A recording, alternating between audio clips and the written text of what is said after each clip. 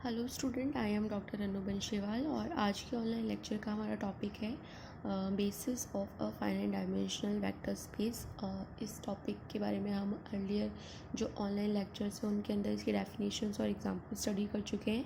इस लेक्चर के अंदर हम जो है इस टॉपिक से रिगार्डिंग कुछ जो इम्पॉर्टेंट थ्योरम्स हैं वो डिस्कस करेंगे। तो सबसे पहले एक बार हम इनको रिपीट कर लेते हैं कि बेसिस और फाइनाइट डायमेंशनल वेक्टर स्पेस जो है इसकी डेफिनेशन हमने क्या पढ़ी थी अर्लियर लेक्चर के अंदर। तो बेसिस हमारे पास में क्या होता है कि अगर आपके पास में कि कोई वेक्टर स्पेस है वी और वी का कोई एक ऐसा सबसेट है एस जिसके अंदर अल्फ़ा 1 अल्फ़ा 2 अल्फ़ा n हमारे पास में क्या है वेक्टर्स हैं। अगर ये s जो है वो v को क्या करता है पूरी तरीके से स्पैन कर रहा है, v के हर एक एलिमेंट जो है s के एलिमेंट्स के लीनियर कॉम्बिनेशन के रूप में अगर लिखे जा सकते हैं। और दूसरा, अगर ये सारे एलिमेंट्स जो हैं ये सारे वेक्टर्स जो हैं वो li हैं, तो यहाँ पर s जो है वो v का क्या कहलाता है, बेसिस कहलाता है। ये डेफिनेशन पढ़ी थी हमने। और फाइनाइट डायमेंशन वेक्टर स्पेस में हमने क्या डेफिनेशन पढ़ी थी कि अगर कोई भी एक फाइनाइट सबसेट वेक्टर स्पेस का वो अगर उसे जनरेट कर देता है तो ऐसा वेक्टर स्पेस हमारे पास में क्या कहलाता है, फाइनाइट डायमेंशनल वेक्टर स्पेस कहलाता है। यानी कि मान लीजिए अगर कोई सेट है एस जिसके अंदर कुछ एलिमेंट आ रहे हैं अल्फ़ा 1 अल्फ़ा 2 अल्फ़ा n, ये एक फाइनाइट सेट है। फाइनाइट एक्चुअल में सबसेट है हमारे वेक्टर स्पेस का। और अगर ये एस जो है वो हमारे वेक्टर स्पेस वी को पूरी तरीके से स्पैन कर दे तो हम कहते हैं कि वी जो है वो एक फाइनाइट डायमेंशनल वेक्टर स्पेस है। ये एक फाइनाइट सेट से क्या हो गया, पूरी तरीके से जनरेट हो गया, इसलिए इस वेक्टर स्पेस को क्या कहेंगे, फाइनाइट डायमेंशनल वेक्टर स्पेस कहेंगे। तो इन्हीं दोनों टॉपिक्स की जो आगे थ्योरम्स हैं वो हम डिस्कस करेंगे और ये थ्योरम्स जो हैं एग्जाम पॉइंट ऑफ व्यू से भी इम्पॉर्टेंट है। तो सबसे पहले थ्योरम है एग्जिस्टेंस थ्योरम, अस्तित्व प्रमेय, जिसका स्टेटमेंट हमारे पास में दिया हुआ है every finite dimensional vector space has a basis. यानी कि प्रत्येक जो परिमित विमेय सदिश समिष्टि होता है उसका एक आधार जो है वो हमेशा क्या होगा, विद्यमान होगा। यानी कि अगर आपके पास में कोई वेक्टर स्पेस ऐसा दे रखा है जो कि फाइनाइट डायमेंशनल है तो उसका हमेशा एक बेसिस अवश्य एग्जिस्ट करेगा। तो सबसे पहले यहाँ पर हमने क्या किया, एक वेक्टर स्पेस वी एफ माना और ये माना कि वो फाइनाइट डायमेंशनल वेक्टर स्पेस है। तो फाइनाइट डायमेंशनल वेक्टर स्पेस का हमारे पास में मतलब क्या है कि वेक्टर स्पेस का एक फाइनाइट सबसेट ऐसा एग्जिस्ट करेगा जो कि उस वेक्टर स्पेस को पूरी तरीके से क्या कर देगा, स्पैन कर देगा। तब जो वी की परिभाषा है यानी कि फाइनाइट डायमेंशनल वेक्टर स्पेस की जो परिभाषा है उस परिभाषा से यहाँ पर एक ऐसा परिमित सबसेट एस हमने लिया है जिसके अंदर alpha 1 alpha 2 alpha n vectors विद्यमान हैं। और ये जो वेक्टर्स हैं ये वेक्टर्स v को क्या कर रहे हैं, स्पैन कर रहे हैं। v का प्रत्येक वेक्टर जो है वो इन वेक्टर्स की लीनियर कॉम्बिनेशन के रूप में लिखा जा सकता है। यही फाइनाइट डायमेंशनल वेक्टर स्पेस की डेफिनेशन है। और हमने ये भी माना कि ये जो सारे वेक्टर्स हैं ये नॉन ज़ीरो हैं, इनमें ज़ीरो जो वेक्टर है वो बिलोंग नहीं करेगा। अब अगर हम ये कहें कि एस हमारे पास में एल आई हो जाए तो ये स्पैन तो कर ही रहा है वी को, और अगर इसके सारे वेक्टर्स एल आई भी बन जाए तो यहाँ पर क्या कंक्लूजन निकलेगा कि ये जो एस है ये स्वयं ही क्या बन जाएगा, वी का आधार बन जाएगा। क्योंकि आधार की डेफिनेशन क्या है, एक तो जो भी हम सबसेट ले रहे हैं वी का वो वी को क्या करना चाहिए, स्पैन करना चाहिए। दूसरा, उसमें जो वेक्टर्स आ रहे हैं वो सारे एल आई होने चाहिए। तो यहाँ पर एस जो है वो वी को स्पैन तो कर ही रहा है, अगर ये एल आई भी बन जाता तो ये क्या हो जाएगा, वी का आधार बन जाएगा। तो पहली कंडीशन यही है हमारे पास में। दूसरी चीज़ है कि अगर मान लीजिए ये एल आई नहीं निकलता है, एल आई नहीं निकलता है तो क्या होगा, अगर एल आई नहीं है तो एल डी होगा, लीनियर डिपेंडेंट होगा। और लीनियर डिपेंडेंट की डेफिनेशन हमारे पास में क्या होती है कि इस एस में एक ऐसा वेक्टर ज़रूर एग्जिस्ट करेगा, मान लीजिए वो अल्फ़ा के वेक्टर है और इस के ऊपर रिस्ट्रिक्शन क्या है कि ये एन से ज़्यादा नहीं जाएगा और यहाँ पर ये दो से क्या होगा, बड़ा, या फिर दो से दो के बराबर होगा। तो यहाँ कोई अल्फ़ा के वेक्टर जो है इस तरीके से एग्जिस्ट करेगा जो अपने पूर्ववर्ती जो वेक्टर्स हैं उनके लीनियर कॉम्बिनेशन के रूप में व्यक्त किया जा सके। ये हमने एक थ्योरम पढ़ी थी कि अगर हमारे पास में कोई वी का सबसेट लीनियरली डिपेंडेंट है तो उसके अंदर एक ऐसा वेक्टर ज़रूर विद्यमान करेगा जिसे उसके पूर्ववर्ती यानी कि प्रीसीडिंग वेक्टर्स के लीनियर कॉम्बिनेशन के रूप में लिखा जा सके। तो यहाँ पर अगर एस एल डी है तो अल्फ़ा के को हम इसके प्रेसिडिंग वेक्टर्स के लीनियर कॉम्बिनेशन के रूप में व्यक्त कर सकते हैं। दैट मीन्स अल्फ़ा के इक्वल्स टू हम क्या लिख सकते हैं, ए आई अल्फ़ा आई, जहाँ पर ये आई जो है वो आई इक्वल्स टू 1 से लेके के माइनस 1 तक, यानी कि के से पहले आने वाले एलिमेंट्स के लीनियर कॉम्बिनेशन के रूप में हम इसे लिख सकते हैं। और ये जो ए आई है वो हमारे पास में क्या है, फील्ड से लिए गए अदिश हैं, स्केलर्स हैं। अब हमने नेक्स्ट क्या कंसिडर किया कि ये जो एस है वो अगर इस अल्फ़ा के की वजह से एल डी बन रहा है, लीनियरली डिपेंडेंट बन रहा है, तो हम क्या करते हैं कि इस अल्फ़ा के को इस जिसकी वजह से ये लीनियरली डिपेंडेंट बन रहा है उस वेक्टर को हमने क्या किया, एस में से निकाल दिया, कास्ट आउट कर दिया। जैसे ही हम इसको निकाल देंगे इस सेट में से तो एक नया सेट बनेगा S1, और इस S1 के एलिमेंट कैसे होंगे, अल्फ़ा 1 अल्फ़ा 2 अल्फ़ा के माइनस 1, और अल्फ़ा के जो है वो हट गया तो अल्फ़ा के प्लस 1 और अल्फ़ा एन, यानी कि जो अल्फ़ा के को हटाने के बाद में बचे हुए वेक्टर्स हैं उनको लेकर हमने एक नया सेट बनाया S1। अब ये जो सेट होगा ये भी क्या करेगा, हमारे V को पूरी तरीके से क्या करेगा, स्पैन करेगा। तो यहाँ पर हमने ये लिखा, ये समुच्चय S1 भी क्या करेगा, V को स्पैन करेगा, अर्थात हम क्या लिख सकते हैं, V जो है वो S1 से क्या हो रहा है, पूरी तरीके से जनरेट हो रहा है, यानी कि V S1 से जनरेट हो रहा है। अब अगर हम ये प्रूफ कर दें कि S1 Li है तो हमारा S1 जो है वो क्या बन जाएगा, V के लिए बेसिस बन जाएगा। तो यहाँ पर हमने कहा कि यदि S1 Li है तो वो क्या बन जाएगा, V का आधार बन जाएगा, और अगर S1 जो है वो Li नहीं है तो हम वापस इसी प्रोसेस से क्या करेंगे, अनदर एक वेक्टर लेंगे जो कि अपने प्रीसीडिंग वेक्टर्स के लीनियर कॉम्बिनेशन के रूप में लिखा जा सकता है, और उस वेक्टर को क्या करेंगे, फिर S1 में से हटा देंगे और एक नया सेट तैयार करेंगे। इस चीज़ पूरे प्रोसेस को समझने के लिए हमने क्या किया है, एक एग्जांपल लिया है, S इक्वल्स टू 0 1 1 0 1 1 2 2, ये हमने एक सेट तैयार किया है। ये सेट जो है एक्चुअल में क्या है, आर स्क्वायर, यानी कि 2 डायमेंशनल जो हमारे पास में स्पेस होता है उसका एक सबसेट हमने लिया है। अब S जो है वो क्या करेगा, आर स्क्वायर के प्रत्येक एलिमेंट को हम इस एस से क्या कर सकते हैं, जनरेट कर सकते हैं। आप कोई भी एलिमेंट ले लीजिए, उसे हम इस सेट के वेक्टर्स की लीनियर कॉम्बिनेशन के रूप में लिख सकते हैं। लेकिन अगर हम चेक करेंगे कि क्या एस के ये वेक्टर्स जो हैं वो आपस में एलाई हैं, क्या ये सारे लीनियरली इंडिपेंडेंट हैं, तो हम यहाँ देख पा रहे हैं कि यहाँ पर ये जो 2 2 वेक्टर है उसे हम इस 1 1 के लीनियर कॉम्बिनेशन के रूप में लिख सकते हैं, यानी कि इन सभी के लीनियर कॉम्बिनेशन के रूप में इस 2 2 को रिप्रेजेंट कर सकते हैं। दैट मीन्स इस 2 2 की वजह से ये जो एस है वो क्या बन गया, लीनियरली इंडिपेंडेंट बन गया। अब हम क्या करेंगे, इस 2 2 को इस सेट में से हटा देंगे, तो अब हमारे पास जो सेट बचेगा वो क्या होगा, ओनली 0 1 1 0 और 1 1। अब ये जो बचा हुआ सेट है ये भी क्या करेगा, आर स्क्वायर को जनरेट करेगा, क्योंकि इस वेक्टर से जनरेशन पे कोई फ़र्क ही नहीं पड़ रहा था, क्योंकि ये वेक्टर तो ऑलरेडी इसके आने वाले वेक्टर्स की लीनियर कॉम्बिनेशन के रूप में लिखा जा सकता है। दैट मीन्स इस वेक्टर को हटाने पर जो हमें नया सेट मिला वो भी क्या करेगा, हमारे वेक्टर स्पेस को स्पैन करेगा। इसके बाद हमने देखा कि अब जो वेक्टर्स हमारे पास में बचे हैं क्या वो हमारे पास में एल आई हैं, लेकिन यहाँ पर 1 1 अगेन एक ऐसा वेक्टर हमें मिला है। अगर इस 1 1 को हम हटा दें सेट में से तो अगेन हमारे पास में 1 1 की वजह से ये क्या हो रहा था, लीनियरली डिपेंडेंट सेट बन रहा था, क्योंकि 1 1 को हम 0 1 और 1 0 की लीनियर कॉम्बिनेशन के रूप में लिख सकते हैं। दैट मीन्स अगर हम इस एस में से इस 1 1 को हटा दें तो यहाँ पर हमारे पास में रिमेनिंग सेट क्या बचेगा, 0 1 और 1 0। तो अब जो हमारा आर स्क्वायर है उसे हम 0 1 और 1 0 के लीनियर कॉम्बिनेशन के रूप में लिख सकते हैं। और साथ ही हमने अब ये भी देखा कि ये जो बचा हुआ रिमेनिंग सेट है इसके जो वेक्टर्स हैं ये क्या हैं, लीनियरली इंडिपेंडेंट है। तो अब जो ये एस हमारे पास में बचा है, ये एस हमारे पास में एक इस तरीके का सबसेट है वी का, जो कि आर स्क्वायर का, जो कि आर स्क्वायर को जनरेट भी कर रहा है, साथ में इसके वेक्टर्स जो है वो क्या है हमारे पास में, लीनियरली इंडिपेंडेंट भी है। दैट मीन्स ये एस जो है वो आर स्क्वायर का क्या बन जाएगा, बेसिस बन जाएगा। तो सेम इसी तरीके से थ्योरम में भी हम क्या करेंगे कि जो हमारे पास में सेट दे रखा है एस, इस सेट के जो वेक्टर्स हमें दे रखे हैं, ये वेक्टर्स इस तरीके के वेक्टर हैं जो कि वी के प्रत्येक वेक्टर को क्या कर रहे हैं, जनरेट, मतलब वी का प्रत्येक वेक्टर जो है इन वेक्टर्स के लीनियर कॉम्बिनेशन के रूप में लिखा जा सकता है। अब हमें चेक करना है फर्दर कि क्या ये वेक्टर्स जो हैं वो आपस में एल हैं। अगर एल है तो वेल एंड गुड, हमारी थ्योरम यहीं पे प्रूफ हो जाएगी।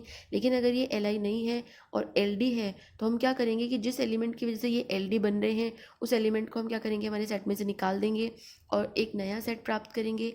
अब चेक करेंगे कि जो नया सेट है क्या उसके एलिमेंट हमारे पास में एल है या नहीं है। अगर वो एल है तो हमारी थ्योरम प्रूफ हो जाएगी।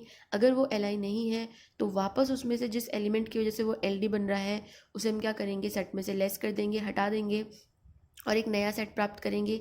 इसी तरीके से ये प्रोसेस हम कब तक अपनाएंगे, जब तक या तो आपके पास में जो रिमेनिंग वेक्टर्स हैं वो एल आई ना बच जाए, या आपके पास में लास्ट में ये होगा कि एक ही वेक्टर बच जाएगा सेट के अंदर। जब हम इस तरीके से सारे वेक्टर्स को हटाते रहेंगे तो लास्ट में हो सकता है आपके सेट में सिर्फ एक ही वेक्टर बच जाए। और हमें पता है कोई भी सिंगलटन सेट जिसके अंदर नॉन ज़ीरो एलिमेंट आता है तो वो सेट जो है वो हमारे पास में क्या होता है, मान लीजिए एस है और एस के अंदर लास्ट में सिर्फ एल्फ़ा एलिमेंट रह गया और एल्फ़ा नॉन ज़ीरो है, तो सिंगलटन जो सेट होता है वो हमेशा क्या होता है, एल आई होता है। ये हम पहले भी पढ़ चुके हैं। तो ये प्रोसेसर अपनाने के बाद में हमारे पास में दो ही सिचुएशन होगी, या तो आपको एल आई कोई सेट मिल जाए।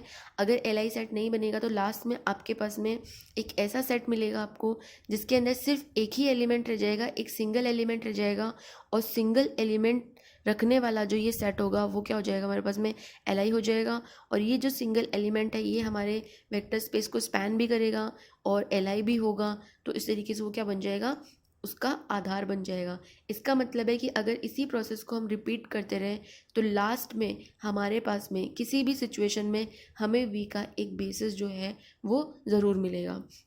तो यहाँ इसी प्रोसेस को हम आगे जो थ्योरम की लैंग्वेज उसमें देखते हैं कि अगर S1 जो है वो हमारे पास में Li है तब तो वो V का आधार बन जाएगा। लेकिन अगर S1 के एलिमेंट Li नहीं है, Ld है, तो यहाँ पर भी एक ऐसा वेक्टर एग्जिस्ट करेगा जिसे उसके पूर्ववर्ती वेक्टर्स की लीनियर कॉम्बिनेशन के रूप में हम क्या कर सकते हैं, रिप्रेजेंट कर सकते हैं।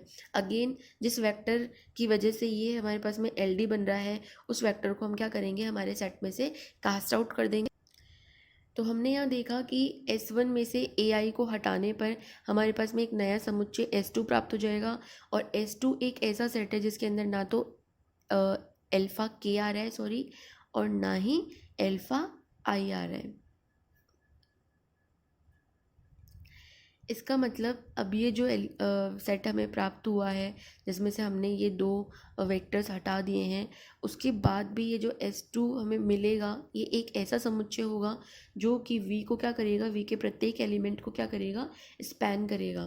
तो यहाँ पर हम लिख सकते हैं V equals to linear span S2। तो इसी प्रोसेस को अगर हम फाइनाइट रिपीटेशन करें तो या तो हमें V का एक आधार प्राप्त हो जाएगा या अंत में एक अवयवी यानी कि एक सिंगलटन सेट वाला समुच्चय हमें प्राप्त होगा जिसका अवयव क्या होगा, अशून्य होगा। एवं यह V को क्या करेगा, स्पैन भी करेगा। परंतु अशून्य अवयव का सिंगलटन सेट जो है वो हमेशा क्या होता है, Li होता है।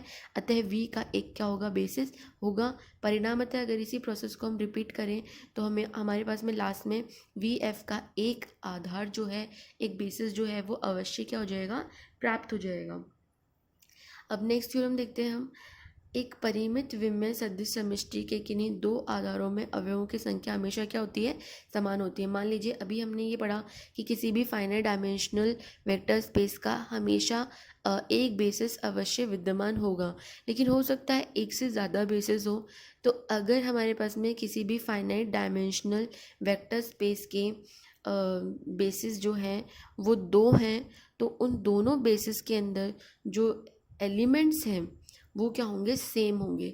ऐसा नहीं होगा एक बेसिस के अंदर 5 एलिमेंट है और दूसरे बेसिस के अंदर 10 एलिमेंट आ गए, ऐसा नहीं होगा। अगर आपके पास में किसी भी वेक्टर्स स्पेस के दो बेसिस हैं तो उन दोनों बेसिस के एलिमेंट्स जो हैं वो सेम होंगे। उसी थ्योरम को हम यहाँ पर प्रूफ करेंगे। हमने एक VF finite dimension vector space माना और ये भी माना कि उसके दो आधार हैं। एक आधार हमने लिया S1 और दूसरा आधार ले लिया हमने S2। S1 के अंदर हमने एलिमेंट लिया अल्फ़ा 1, अल्फ़ा 2, अल्फ़ा m और S2 के अंदर हमने एलिमेंट लिया बीटा 1 बीटा 2 बीटा n। अब हमें प्रूफ क्या करना है कि ये जो m है और ये जो n है ये आपस में क्या है, बराबर है। यानी कि इसमें भी अगर 5 एलिमेंट है तो इसमें भी 5 ही एलिमेंट होने चाहिए। अगर इसमें 10 एलिमेंट है तो इसमें भी क्या होने चाहिए, 10 एलिमेंट होने चाहिए। अब इस चीज़ को प्रूफ करने के लिए हमने क्या किया, अभी सिर्फ हम एक बेसिस को लेकर चलते हैं कि माना ये जो बेसिस है S1 ये इस तरीके का बेसिस है कि V को क्या करेगा, जनरेट करेगा। ये बेसिस की डेफिनेशन होती है। अगर V को ये पूरी तरीके से जनरेट करता है तो ये बीटा 1 जो एलिमेंट है वो भी क्या है, V का ही एक एलिमेंट है। दैट मीन्स ये जो बीटा 1 है इसे हम S1 के वेक्टर्स के लीनियर कॉम्बिनेशन के रूप में व्यक्त कर सकते हैं। तो हमने एक नया सेट तैयार किया S3 जिसके अंदर हमने ये बीटा 1 इंक्लूड कर दिया और S1 के एलिमेंट्स भी ले लिए। तो ये हमें एक नया सेट प्राप्त हो गया। इस सेट के अंदर हमने क्या देखा कि अब जो ये सेट है ये हमारे पास में क्या है, LD है, क्योंकि यहाँ पर बीटा 1 जो है उसे हम रिमेनिंग वेक्टर्स के लीनियर कॉम्बिनेशन के रूप में लिख सकते हैं। दैट मीन्स अब जो ये सेट है वो LI नहीं रहा, क्या बन गया, LD बन गया। अब इसके बाद में हमने क्या कहा, परिणामतः S3 में अवयव एल्फा आई एक ऐसा एलिमेंट होगा जो कि बीटा 1 के बराबर नहीं होगा। बीटा 1 के अलावा यहाँ एक ऐसा एलिमेंट एग्जिस्ट करेगा जिसे कि हम जो कि क्या होगा, अपने पूर्ववर्ती अवयवों के लीनियर कॉम्बिनेशन के रूप में व्यक्त किया जा सके। अब हम क्या करेंगे, S3 में से उस अल्फा आई को हटा देंगे और एक नया समुच्चय तैयार करेंगे S4। और S4 के जो एलिमेंट्स हैं वो भी क्या करेंगे, इस V को जनरेट करेंगे। और सेम इसी तरीके से अब क्या करेंगे, S4 के अंदर S4 के जो एलिमेंट है वो V को क्या करेंगे, जनरेट करेंगे। तो अगेन हम एक बीटा 2 एलिमेंट लेंगे और बीटा 2 क्योंकि V का ही एलिमेंट है तो S4 के जो ये एलिमेंट है वो बीटा 2 को क्या करेंगे, beta 2 in elements in vectors के लीनियर कॉम्बिनेशन के रूप में लिखा जा सकता है। अगेन हम क्या करेंगे, एक नया सेट लेंगे S5, उसमें बीटा 2 को भी जोड़ देंगे। बीटा 2 को जैसे ही हम जोड़ेंगे तो वो सेट क्या बन जाएगा, LD बन जाएगा। फिर उसके अंदर से हम एक ऐसा अल्फा के अगेन निकालेंगे जो कि अपने पूर्ववर्ती वेक्टर्स के लीनियर कॉम्बिनेशन के रूप में लिखा जा सकता है। और इसी प्रोसेस को रिपीट कर करके हम बीटा 1 बीटा 2 को ऐड करते जाएंगे और किसी अल्फा आई प्लस 1 को क्या करते जाएंगे, सेट में से लूज़ करते जाएंगे। तो इस प्रोसेस को अपनाने के बाद में लास्ट में हमें क्या कंक्लूजन मिलता है, अगर सेम प्रोसेस रिपीट करते जाएं हम कि बीटा 1 बीटा 2 को ऐड करते जाएं और जो अगेन जो अल्फ़ा है उनको हम कम करते जाएं, तो इस तरीके से प्राप्त जो हमारे पास में प्रत्येक समुच्चय होगा, जैसे अभी हमें S5 मिला जिसमें हमने बीटा 2 ऐड कर दिया और जो अल्फ़ा था उसको हमने क्या कर दिया, लेस कर दिया। तो ये जो सेट होगा ये अगेन क्या करेगा, V को जनरेट करेगा और अवयव अल्फ़ा का समुच्चय S1 अवयव बीटा के समुच्चय S2 के पूर्व जो है वो समाप्त नहीं होगा। यानी कि यहाँ कहने का मतलब हमारे पास में ये है कि यहाँ पर हम beta 1 beta 2 beta 3 beta 4 beta 5 add करते जाएंगे और इधर से अल्फ़ा 1 अल्फ़ा 2 अल्फ़ा 3 अल्फ़ा 5 जो है वो माइनस होते जाएंगे। जितने हमारे पास में बीटा ऐड करेंगे उतने ही हम अल्फ़ा जो है उसमें से लेस कर देंगे। ऐसा नहीं होगा कि हम ऐड ज़्यादा कर रहे हैं और लेस कम कर रहे हैं, ऐसा हमारे पास में नहीं होगा। तो यहाँ पर यही लिखा गया है कि जैसे जैसे हम बीटा ऐड करेंगे तो ऐड करने के बाद में ऐसा नहीं होगा कि बीटा वाले एलिमेंट्स तो ख़त्म हो गए और यहाँ पर अल्फ़ा जो है फिर भी बच गया। यानी कि जितना बीटा आप इसमें ऐड करेंगे उतने ही अल्फ़ा जो है वो हमारे सेट में से क्या हो जाएंगे, लेस होते जाएंगे। तो यहाँ पे इसी चीज़ को थ्योरेटिकली लिखा हुआ है। चूँकि S2 का एक उचित उपसमुच्चय V का जनक होगा जो कि S2 की LI का क्या हो जाएगा, विरोधाभास हो जाएगा, अर्थात M जो है वो क्या होगा, N से लेस होगा। इसी प्रकार अगर हम S1 और S2 को इंटरचेंज कर दें तो सेम नेक्स्ट अगर हम S2 और S1 को इंटरचेंज कर दें तो अगली बार हमें क्या करना होगा कि अल्फ़ा 1 को हम बीटा 1 बीटा 2 बीटा N के लीनियर कॉम्बिनेशन के रूप में लिखेंगे और फिर उसमें अल्फ़ा 1 ऐड करते जाएंगे और बीटा 1 को लेस करते जाएंगे। तो जैसे यहाँ पर हमें m लेस देन n की कंडीशन मिली है उसी तरीके से वहाँ से हमें n लेस देन m की कंडीशन मिल जाएगी और इन दोनों से हमें क्या कंक्लूज़न मिलेगा कि m जो है वो क्या हो जाएगा, बराबर हो जाएगा n के, अर्थात दोनों आधारों में अवयवों की संख्या क्या हो जाएगी, समान हो जाएगी। अगर इसे हम एग्जाम्पल से देखना चाहें तो आर स्क्वायर का ही एग्जाम्पल हम ले लें, तो आर स्क्वायर का हमने एक स्टैंडर्ड जो बेसिस होता है 0 1 और 1 0, ये हमने इसका स्टैंडर्ड बेसिस ले लिया। अब ये स्टैंडर्ड बेसिस है, इसके अलावा भी आर के बहुत सारे बेसिस एग्जिस्ट कर सकते हैं, तो हमने मान लिया एक अनदर बेसिस जिसके अंदर 0 1/2 और 1/2 0, ये एलिमेंट हो गया हमारे पास में। तो अगर इस एग्जाम्पल को हम यहाँ पर रख के चलें तो सेम जैसा थ्योरम की थ्योरी है उससे अगर हम इस एग्जाम्पल को सॉल्व करें तो हमारे पास में कंक्लूज़न यही निकलेगा कि दोनों बेसिस के एलिमेंट्स जो हैं वो क्या होंगे, सेम ही होंगे। अगर आपके पास में किसी भी फाइनाइट वेक्टर स्पेस के दो बेसिस एग्जिस्ट कर रहे हैं तो उन दोनों के अंदर नंबर ऑफ़ एलिमेंट जो है वो सेम होगा। और इस चीज़ को समझने के लिए आप किसी भी एग्जाम्पल की हेल्प ले सकते हैं। ये आपका एक तरीके से असाइनमेंट है कि आप कोई एक एग्जाम्पल पिक करें और उस एग्जाम्पल में इस थ्योरम को फुलफ़िल करने की कोशिश करें कि क्या इस तरीके से अगर दो बेसिस हैं हमारे पास में तो उनके अंदर नंबर ऑफ़ एलिमेंट सेम होंगे या नहीं होंगे। ये लेक्चर जो है वो आपको कॉलेज के यूट्यूब हैंडल में प्लेलिस्ट में BSc पार्ट 3rd ईयर में मिलेगा। Thank you.